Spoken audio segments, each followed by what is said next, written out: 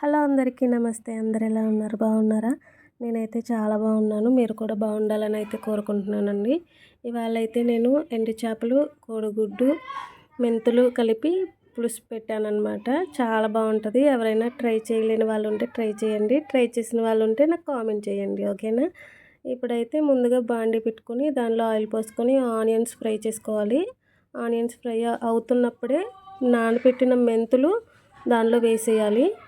ముందుగానే ఫ్రై చేసుకున్నా పర్వాలేదు, ఓకేనా? అలా ఫ్రై అవుతున్నప్పుడు నేను ఎండు చేపలు కడిగి దానిలో వేసేటప్పటికి మిస్ అయిందనమాట, స్కిప్ అయ్యింది చిన్న క్లిప్పు. అది వేసేసుకోవాలి. ఎండు చేపలు ఉంటే మీ దగ్గర వేసేసుకోవాలి. వేసుకున్న తర్వాత బాగా వేగిన తర్వాత కొంచెం కారం వేసుకొని అప్పుడు వాటర్ యాడ్ చేసుకోవాలి.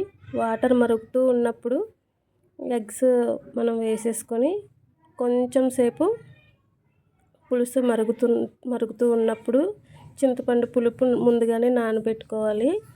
నానబెట్టుకుని అది కూడా పోసేసుకోవాలి.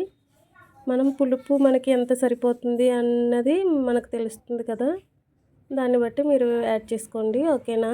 ఇప్పుడైతే కొంచెం మూత పెట్టి మరిగించుకుందాం.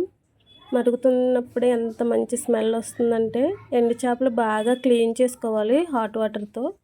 లేదంటే ఇసుక అలాంటివి ఉంటాయి కదా, కొంచెం సాల్ట్ కూడా ఉంటుంది కదా, దాన్ని పట్టుకొని అది ఎక్కువైపోతుంటుంది.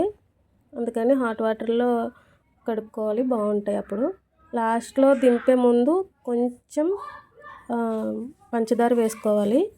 చూడండి, నేను ఎంత యాడ్ చేశానో అంతే వేసుకోవాలి. అంతకంటే ఎక్కువ వేసుకుంటే బాగోదన్నమాట, ఓకేనా? నా ఛానల్ని ఎవరైనా కొత్తగా చూస్తున్నట్లయితే సబ్స్క్రైబ్ చేసుకోండి, వీడియోకి లైక్ ఇవ్వండి. Thanks for watching.